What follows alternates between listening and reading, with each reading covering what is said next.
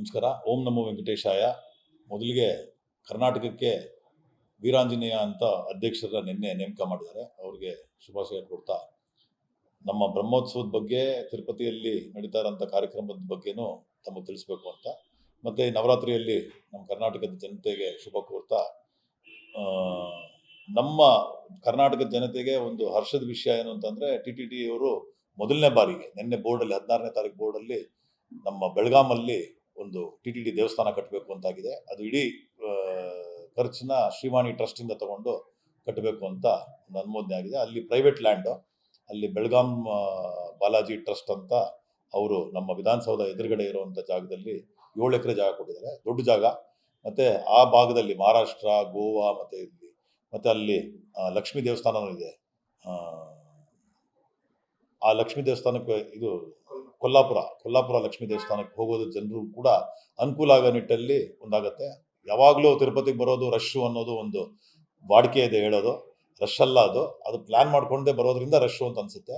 ಆದರೂ ಸಹ ಇಲ್ಲಿನ ಜನತೆಗೆ ಅದೇ ರೀತಿ ಭಕ್ತಾದಿಗಳಿಗೆ ಒಂದು ಆಶೀರ್ವಾದ ಆಗಬೇಕು ಅನ್ನೋ ನಿಟ್ಟಲ್ಲಿ ಕರ್ನಾಟಕದ ಜನತೆಗೆ ಇದೊಂದು ಮೊದಲನೇ ಬಾರಿಗೆ ಇಷ್ಟು ದೊಡ್ಡ ಪ್ರಾಜೆಕ್ಟ್ ಮಾಡ್ತಾ ಇರೋದು TTD ಸಿಕ್ಕಾಪಟ್ಟೆ ನಮಗೆ ಖುಷಿನೂ ತಂದಿದೆ. ಮತ್ತು ನಮ್ಮೆಲ್ರಿಗೂ ದೇವರ ಅನುಗ್ರಹ ಇರಲಿ ಅಂತ ಆಶಿಸ್ತಾ, ಈಗ ಬ್ರಹ್ಮೋತ್ಸವದ್ದು ಸಾಧಾರಣವಾಗಿ ವರ್ಷ ಬ್ರಹ್ಮೋತ್ಸವ ನಡೀತಾನೆ ಇರ್ತದೆ.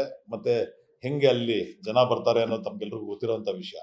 ಇಲ್ಲಿ ಈ ಸತಿ ಚಂದ್ರಬಾಬು ನಾಯ್ಡು ಅವರು ಮತ್ತು BR ನಾಯ್ಡು ನಮ್ಮ ಅಧ್ಯಕ್ಷರು ಪ್ರತ್ಯೇಕವಾಗಿ ಮೈನ್ಯೂಟ್ ಟು ಮೈಕ್ರೋ ಲೆವೆಲಲ್ಲಿ ನಾವು ಪ್ಲ್ಯಾನಿಂಗ್ ಮಾಡಿದ್ದೀವಿ.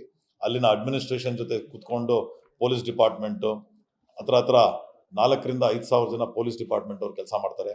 ಯಾವುದೇ ರೀತಿ ಭಕ್ತಾದಿಗಳಿಗೆ ತೊಂದರೆ ಆಗಬಾರ್ದು. 3,000 ಜನ ನಮ್ಮ TTD ಸಿಬ್ಬಂದಿಗಳು ಕೆಲಸ ಮಾಡ್ತಾರೆ. ವಾಲಂಟಿಯರ್ಸ್ 10,000ಕ್ಕಿಂತ ಜಾಸ್ತಿ ವಾಲಂಟಿಯರ್ಸ್ ಬಂದು ನಮೂದನೆ ಆಗಿದ್ದಾರೆ, ಅವ್ರನ್ನೂ ಕೆಲಸ ಮಾಡ್ತಾ ಇರ್ತಾರೆ. ನಮ್ಮ ಹಾಸ್ಪಿಟಲ್ ಫೆಸಿಲಿಟಿ ವಿಪರೀತ ಚೆನ್ನಾಗಿ ಮಾಡ್ತಾ ಇದ್ದೀವಿ. 100ಕ್ಕೂ ಹೆಚ್ಚು ಡಾಕ್ಟರ್ಸ್ ಇರ್ತಾರೆ, ಮತ್ತು ಪ್ಯಾರಾಮೆಡಿಕಲ್ ಫೋರ್ಸಸ್ಸು ಮತ್ತು ಆ್ಯಂಬುಲೆನ್ಸು ನಿಮ್ಮ ಎಲ್ಲ ಇದೆ. ಮತ್ತು ಇದು ಮೊದಲನೇ ಬಾರಿಗೆ 24 ಗಂಟೆ ನಾವು ಬೆಟ್ಟ ಹತ್ತೋದಕ್ಕೆ ಪ್ರಾವಿಷನ್ ಬಿಟ್ಟಿದ್ದೀವಿ. ಕಳೆದ ಒಂದು 6 ತಿಂಗಳಿಂದ ನಾವು ಬಿಟ್ಟಿರಲಿಲ್ಲ. ಈಗ 24 ಅವರನ್ನು ನೀವು ಬೆಟ್ಟ ಹತ್ಬೋದು ಈ 10 ದಿವಸ, ಯಾಕಂದರೆ ವಿಪರೀತ ಜನ ಬರ್ತಾರೆ. ನನ್ನ ಪ್ರಕಾರ ಪ್ರತಿ ದಿವಸ 10 ದಿವಸದಲ್ಲಿ 24ನೇ ತಾರೀಕು ಶುರುವಾಗುತ್ತೆ. ಪ್ರಮುಖವಾದ ಇದು ಅಂದರೆ ಧ್ವಜಾರೋಹಣ, ಮತ್ತು CM ಅವರು ದೇವರಿಗೆ ವಸ್ತ್ರ ಸಮರ್ಪಣೆ ಮಾಡ್ತಾರೆ, ಅದು 24ನೇ ತಾರೀಕು ಮಾಡ್ತಾರೆ.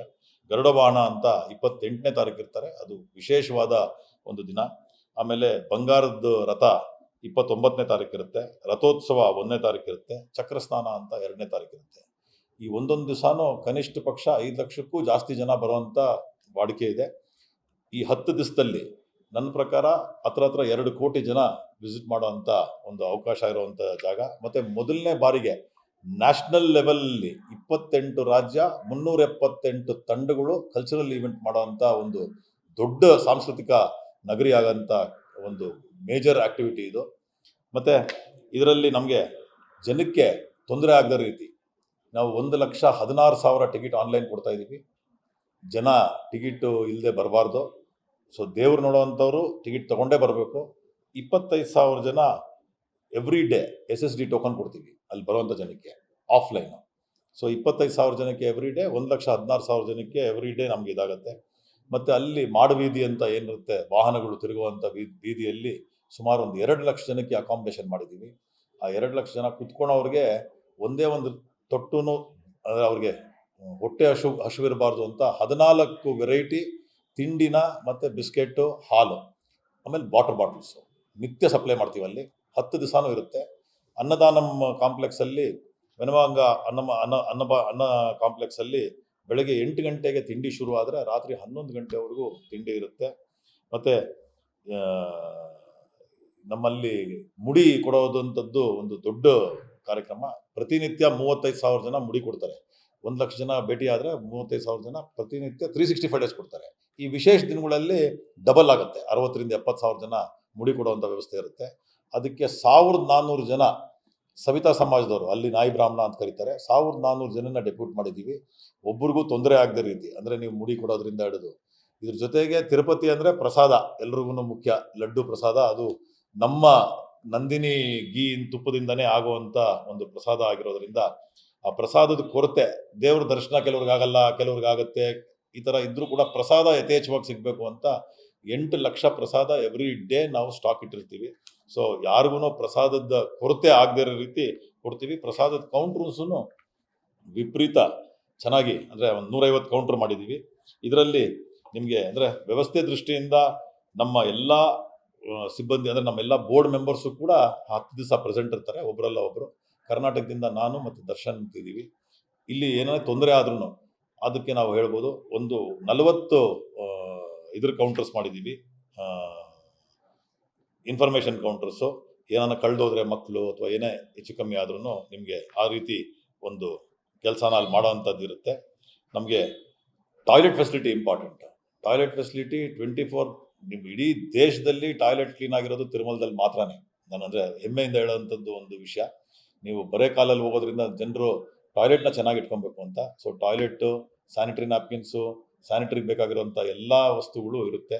ಮತ್ತು ಜನಕ್ಕೆ ಊಟ ತಿಂಡಿ ವ್ಯವಸ್ಥೆನೂ ಯಥೇಚ್ಛವಾಗಿ ಮಾಡಿದ್ದೀವಿ.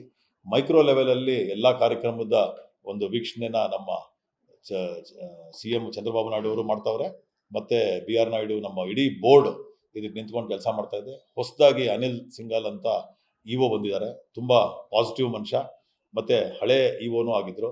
ಇದು 2ನೇ ಬಾರಿಗೆ ಅವರು EO ಆಗ್ತಾ ಇರುವಂಥ ಒಂದು ಇದಿದೆ. ಮತ್ತು ಅವ್ರಿಗೆ ಒಳ್ಳೆ ನಾಲೆಜ್ ಇರೋದ್ರಿಂದ ಈ ಸತಿ ಎಲ್ಲೂ ಒಂದು ಸಾಸಿವೆಯಷ್ಟು ಕೂಡ ನ್ಯೂನ್ಯತೆ ಇಲ್ಲದೆ ಬ್ರಹ್ಮೋತ್ಸವನ ನಡೆಸೋವಂಥ ಕೆಲಸನ ಮಾಡಬೇಕು ಅಂತ ನಮ್ಮೆಲ್ಲರ ಆಶಯ. ಅದ್ರ ಪ್ರಕಾರ ನಾವೆಲ್ಲರೂ ನಡ್ಕೊತಾ ಇದ್ದೀವಿ. ಜನರಿಗೆ ತೊಂದರೆನೂ ಆಗದ ರೀತಿ ಎವ್ರಿ ಡೇ 1,40,000 ಜನಕ್ಕೆ ದರ್ಶನ ಆಗೋ ರೀತಿ ಮಾಡಿದ್ದೀವಿ. ಯಾವುದೇ VIP ಬ್ರೇಕ್ಸ್ ಇರಲ್ಲ, ಯಾವುದೂ ಬ್ರೇಕ್ ದರ್ಶನ ಇರಲ್ಲ, ಯಾವುದೇ ರೀತಿ ನಿಮಗೆ ಅಂದರೆ ಸೇವೆಗಳು ಇರಲ್ಲ. ಹಾಗಾಗಿ ಭಕ್ತಾದಿಗಳಲ್ಲಿ ಒಂದು ವಿನಂತಿ ಏನಂದರೆ, ಒಂದು ಟಿಕೆಟ್ ತೊಗೊಂಡು ಬನ್ನಿ, ಇಲ್ಲ ಆ ಕ್ಯೂ ಸಿಸ್ಟಮಲ್ಲಿ ಫಾಲೋ ಮಾಡಿ. ಎಲ್ಲರೂ ಬರಬೇಕು, ದೇವರ ಆಶೀರ್ವಾದ ಪಡಿಬೇಕು ಅಂತ ನಮ್ಮ ಆಶಯ. ಮತ್ತು ಅದನ್ನು ನೀವು ವ್ಯವಸ್ಥಿತವಾಗಿ ಮಾಡ್ಕೊಳ್ಳಿ ಅಂತ ಆಶಿಸ್ತಾ ತಮ್ಮೆಲ್ಲರಿಗೂ. ಈ ಹಿಂದೆ ಕಾಲ್ತುಳಿತದಂತಹ ದುರಂತಗಳು ಕೂಡ ಈ ಬಾರಿ ಹೆಚ್ಚುವರಿಯಾಗಿ ತುಂಬಾ ಕೇರ್ಫುಲ್ ಆಗಿದ್ದೀರಾ ಅಂತ ಅನ್ಸುತ್ತೆ. ಆ ವಿಚಾರ ಕಾಲ್ತುಳಿತ ಆಗೇ ಇರಲಿಲ್ಲ. ಅದು ಮೊದಲನೇ ಬಾರಿಗೆ ಇಷ್ಟು ವರ್ಷದಲ್ಲಿ ಆಗಿದ್ದು. ಅದು ಯಾಕಾಯಿತು ಅಂತಲೂ ಅದು ಒಂದು ವಿಮರ್ಶೆ ನಡೀತಾ ಇದೆ. ಬಟ್ ಈ ಸತಿ ಕಾಲ್ತುಳಿತ ಅಲ್ಲ, ಯಾವುದೇ ರೀತಿ ತೊಂದರೆ ಆಗದೇ ಇರೋ ರೀತಿ ಅದನ್ನು ವ್ಯವಸ್ಥಿತವಾಗಿ ಮಾಡಿದ್ದೀವಿ. ಕೆಳಗಡೆನೇ ಎಲ್ಲ ವೆಹಿಕಲ್ಸ್ನ ನಿಲ್ಲಿಸ್ಬಿಡ್ತೀವಿ. ಅಲ್ಪಿರಿಯಲ್ಲಿ ನಮಗೆ ಪಾರ್ಕಿಂಗ್ ಫೆಸಿಲಿಟಿ ಒಂದು 4,000ದಿಂದ 5,000 4 ವೀಲರ್ಸು, 26 ಕಡೆ ಪಾರ್ಕಿಂಗ್ ಫೆಸಿಲಿಟಿ ಮಾಡಿದ್ದೀವಿ. 2 ವೀಲರ್ಸ್ಗೂ ಫೆಸಿಲಿಟಿ ಮಾಡಿದ್ದೀವಿ. 1,900 ಟ್ರಿಪ್ ರೆಗ್ಯುಲರ್ ಮಾಡ್ತೀವಿ ಬಸ್ಸಸ್ಸು, RTC ಬಸ್ಸಸ್ಸು. ಈ ಸತಿ 3,200 ಟ್ರಿಪ್ ಮಾಡಬೇಕು ಅಂತ ಅದಕ್ಕೊಂದು ವ್ಯವಸ್ಥೆನೂ ಮಾಡ್ಕೊಂಡಿದ್ದೀವಿ. ಅವ್ರ ಸಿಬ್ಬಂದಿ ಕೂಡ ಭಾರಿ ತಯಾರಾಗಿ ಕೆಲಸ ಮಾಡೋದಕ್ಕೆ ನಿಟ್ಟಲ್ಲಿದ್ದಾರೆ. ಪ್ರತಿ ಬಾರಿ ಎಲ್ಲರೂ ಬರ್ತಾರೆ. ಈ ಅಂದರೆ ಇದು ಶ್ರೀ ಕ್ಷೇತ್ರ, ಎಲ್ಲ ರೀತಿ ಮಠಾಧೀಶ್ವರರು, ಮಠಗಳು, ಋಷಿಮುನಿಗಳು ಎಲ್ಲರೂ ಬರ್ತಾರೆ. ಇಲ್ಲಿ ಪ್ರತ್ಯೇಕವಾಗಿ ದೇವರು ಎಲ್ರಿಗೂ ಒಲಿಲಿ ಅಂತ ಒಂದು ಆಶಯ ಇದೆ. ಮತ್ತು ಅದರಲ್ಲಿ ಎಲ್ಲರೂ ಭಾಗವಹಿಸ್ತಾರೆ.